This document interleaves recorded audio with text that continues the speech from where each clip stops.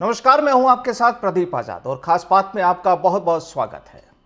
दोस्तों, राजस्थान की सियासत रोज नई रंग बदल रही है। नए नए आरोप प्रत्यारोपों का दौर चल रहा है।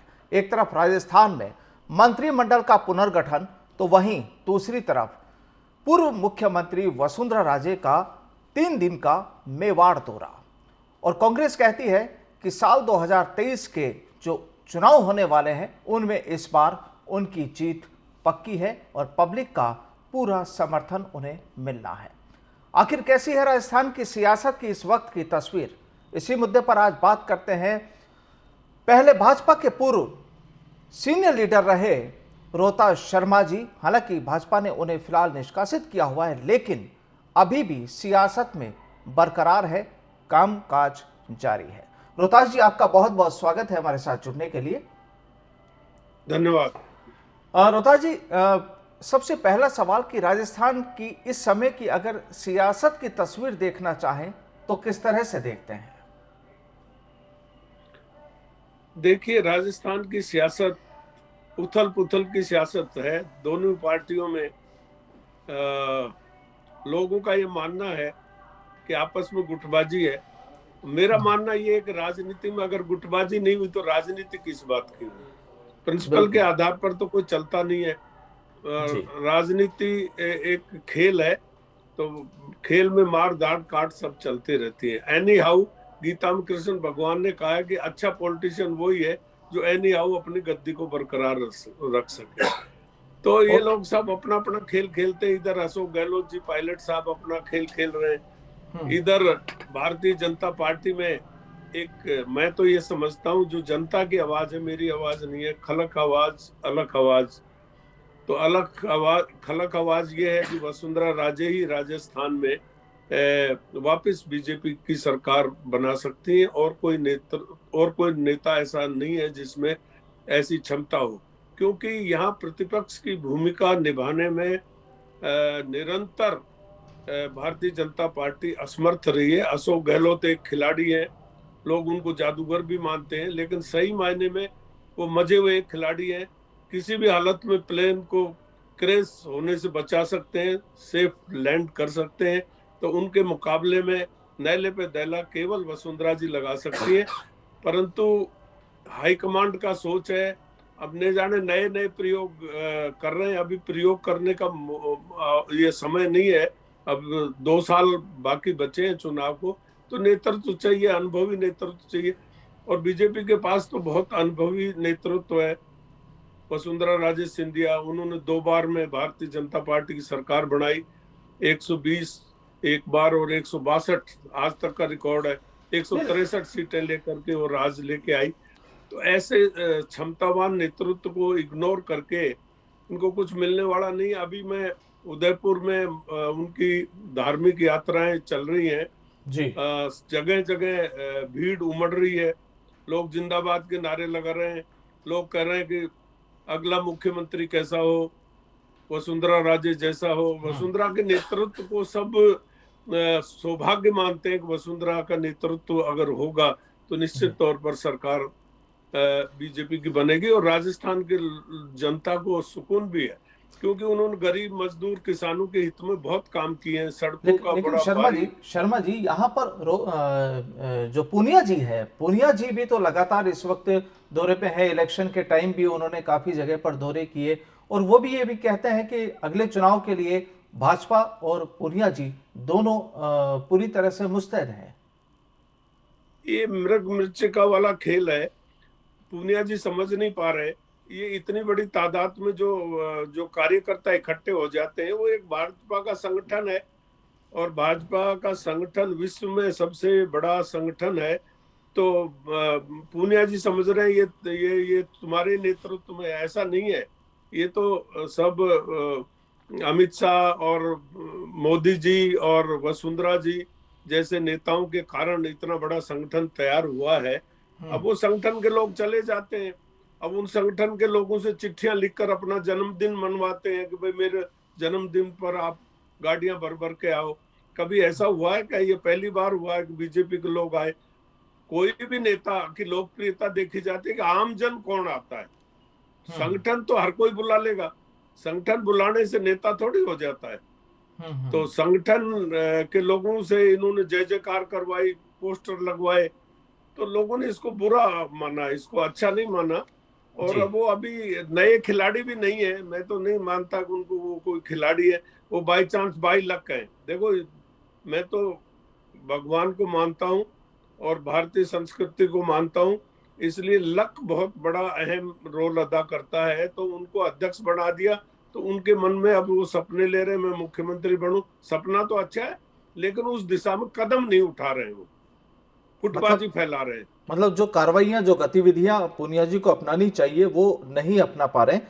और यहाँ पर नहीं सवाल, वो आम जन जी से घुल मिलने के बजाय, आम जनता से मिलने के बजाय सिर्फ कार्यकर्ताओं से मिलते हैं और कार्यकर्ताओं से अपनी जय जयकार के नारे लगाते हैं। जैसे कि इमरजेंसी के टाइम में इंदिरा गांधी जी ने लोगों को, कांग्रेस जन को ये रटाना शुरू कर दिया था कि देश की नेता इंदिरा गांधी, बच्चों का नेता संजय गांधी, महिलाओं की नेता मेनका गांधी, भाड़ में जाए महात्मा गांधी। तो ऐसे ही वो कह रहे हैं कि मैं ही हूँ सब कुछ, मेरे नारे लगाओ, अगला मुख्यमंत्री कैसा हो, सतीश पूनिया जैसा हो, ये इस तरह के नारे लगवाते हैं वो। तो वो अच्छा पार्टी का, न पार्टी के हित में, ना उनका कोई भविष्य बनने वाला है इससे।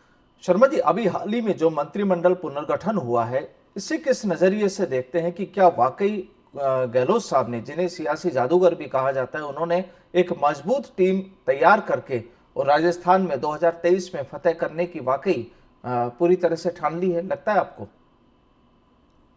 देखिए, अशोक गहलोत जी मजे हुए नेता हैं, जमीन के नेता हैं, धरती से आए, नीचे से उठकर आए हैं वो। एक तो अनुभव बहुत है, एक मतलब उनको राजनीति का परिपक्व कहा जाए, जादूगर कहा जाए तो कोई अतिशयोक्ति नहीं है। तो वो क्या है कि शुरू से ही उनकी नीति रही SC ST के लोगों को, वीकर सेक्शन को आगे लाना। अपने मंत्रिमंडल में भी उन्होंने ऐसा ही किया है। लेकिन एक चूक उनसे जरूर हुई है कि SC ST के लोगों को प्रमोट तो बहुत किया है, पर एक दो को छोड़ करके कोई उनको कामकाज कोई ऐसा विशेष नहीं दिया। राज्य मंत्री से कैबिनेट तो बना दिया, पर एक मैं समझता हूँ कि उनको इतना बड़ा महकमा नहीं दिया गया जो आम जनता से टच्ड हो। तो राजी तो किया है, मुस्लिम समुदाय को भी मंत्री बढ़ाए, पर उनको भी कोई महत्वपूर्ण महकमा ऐसा नहीं दिया गया। तो जो भाजपा जो आरोप लगाती है कि ये तुष्टीकरण की जो नीति है, राजनीति है, वो कांग्रेस करती है, तो इसमें भी उन्होंने कर दिखाया। खेल तो अच्छा खेला है, महत्व भी दिया है, पर काम नहीं दिया मंत्रियों का। तो यानी अगर महत्वपूर्ण महकमे उन्होंने अपने चैतों को और अपने पास ही रखे। यानी कहीं ना कहीं जो खेमेबाजी वाली जो चीज शुरू में भी आपने जो जिक्र किया था कि इनके बीच में भी जो खेमेबाजी थी, वो भी इस मंत्रिमंडल पुनर्गठन में झलक रही है, ऐसा है? नहीं, अभी इसमें सबसे बड़ी बात अच्छी ये है कि सचिन पायलट जी, शायद मैं समझता हूँ कि शायद वो समझ रहे हैं कि 2023 का जो शासन होगा वो कांग्रेस का होगा और उसमें शायद मेरा नंबर आ जाए। अच्छी सोच है उनकी, मेहनत तो करते ही है वो, और उनके पीछे बेस भी है। तो अब ये मैं समझता हूँ कि ये सरकार अब स्थिर रहेगी, क्योंकि गहलोत साहब के बारे में तो अब ये है कि भाई इनके आखिरी खेल है उनका, और पायलट साहब का भविष्य है। तो इस दिशा में दोनों का समन्वय, मैं समझता हूँ कि दोनों एक दूसरे के हितों को देखते हुए अब काम इनका ठीक चलेगा। यानी कुल मिलाकर आप ये कह रहे हैं कि इस समय राजस्थान में कांग्रेस का हाथ मजबूत हुआ है और भाजपा में नो डाउट, और भाजपा जो है वो कमजोर हुई है। तो अगर हम ये कमजोर इसलिए हुई है कि नेतृत्वहीन है, भारतीय जनता पार्टी का कोई नेतृत्व नहीं है। लोग मोदी जी से जोड़ते हैं। अब सारे राज्यों में अभी जो पीछे चुनाव है, आपने देखा होगा, जहाँ लीडर थे वहां तो बीजेपी रिटर्न होगी, जहाँ लीडर नहीं थे वहां बीजेपी हार गई। हरियाणा में देखो, महाराष्ट्र में देखो, सब जगह देखो कि इन्होंने अपनी मर्जी से जो चीफ मिनिस्टर बनाए थे, थोपे थे, वो सब हार गए और कोलिशन गवर्नमेंट बनानी पड़ गई इनको। तो सर अब अपनी शर्मा जी की क्या प्लानिंग है, रोहतास शर्मा जी की क्या प्लानिंग है, किस तरह से देखते हैं 2023 को? मैं, देखिए, मेरा एक दूसरा सोच हो गया कि मैं आजकल जो पार्टियां हैं वो अपने मैनिफेस्टो के आधार पर तो चलती नहीं। मैनिफेस्टो के आधार पर वोट जरूर ले लेती है, पर काम दाम तो अपनी मर्जी से, जो चीफ मिनिस्टर होता है अपनी मर्जी से ही चलाता है, लीडर की मर्जी से ही चलता है। तो सारी पार्टियां एक जैसी हैं, कोई खास फर्क नहीं है। बड़े लोगों का तो हम नाम लेते हैं, आज पंडित जवाहरलाल नेहरू, इंदिरा गांधी का नाम कांग्रेस लेती है, महात्मा गांधी का नाम कांग्रेस लेती है। अब वो नाम भारतीय जनता पार्टी में भी महात्मा गांधी का नाम लेते हैं, अम्बेडकर जी का नाम लेते हैं। तो अब कोई खास फर्क नहीं है, और शासन करने का तरीका भी एक जैसा है। इसलिए मैं लीडरशिप में विश्वास करता हूँ। अगर अच्छा लीडर बीजेपी में आ गया तो मेरा मन बीजेपी के साथ है, क्योंकि पंडित दीनदयाल उपाध्याय जी की नीतियों में मेरा बहुत बड़ा विश्वास है। तो अगर बीजेपी का शासन आता है और उसमें नेतृत्व वसुंधरा जी का हो जी, तो मैं भारतीय जनता पार्टी में रहना चाहूंगा, नहीं तो मैं भी अपना रास्ता ढूंढूंगा। क्योंकि मुझे कोई गिला नहीं, मैं कांग्रेस में था तो भी बड़ा प्रसन्न था, मुझे पार्टी की तरफ से, बड़े नेताओं की तरफ से कोई वो दिक्कत नहीं थी। मैं भारतीय जनता पार्टी में आया तो श्रीमान लेट हमारे भैरू सिंह जी शेखावत साहब और वसुंधरा जी मेरी नेता रही है, उनके नेतृत्व मैंने काम किया। अब ये ऐसा नेतृत्व आ गया जो बहुत ही कंजर्वेटिव टाइप के लोग हैं, सिर्फ अपनी अपनी बात कहते हैं, दूसरे को सुनने का आदि नहीं। यानी अगर वसुंधरा जी की लीडरशिप होगी तो आप भाजपा में वापस आ जाएंगे, और अगर उनको दरकिनार किया गया, भाजपा में रहने का मेरा मन करेगा, काम करने का मन भी करेगा। और अगर उन्हें किसी भी वजह से, रिटायर्ड नहीं हो रहा हूँ, I am not going to retire. जी बिल्कुल, और अगर उन्हें किसी भी तरीके से हाई लेवल से अगर दरकिनार किया गया तो फिर आपका अगला रास्ता कांग्रेस, अगला कदम फिर देखेंगे। रास्ता जब ब्लॉक हो जाएगा टी पॉइंट पर, फिर हम सोचेंगे कि दाहिने जाना है कि बाएं जाना है। बिल्कुल, लेकिन भाजपा में नहीं आऊंगा फिर मैं, अगर वसुंधरा जी का नेतृत्व नहीं हुआ तो। हाँ, भाजपा में भी कोई और अच्छा नेता आ जाएगा तो बाद में सोचेंगे क्या है। मतलब वक्त का इंतजार है, और उस वक्त पर, उस तिराहे पर, उस चौराहे पर क्या नजारा होता है, किस तरह की तस्वीर होती है, क्या मजबूती होती है, इसका सीधा सीधा इंतजार होता शर्मा जी को है। क्योंकि रिटायर अभी आप हो नहीं रहे, 2023 में जाहिर सी बात है कि एक बार वापिस किस्मत आजमाई जाएगी। मन से, तन से, कर्म से और वचन से अभी रिटायर्ड लगता भी नहीं।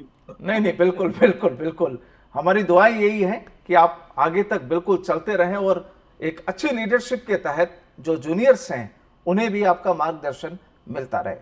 रोहतास जी, आपका अपने समय दिया, बहुत बहुत धन्यवाद। फिर मुलाकात होगी, नमस्कार। Thank you very much sir, thank you so much.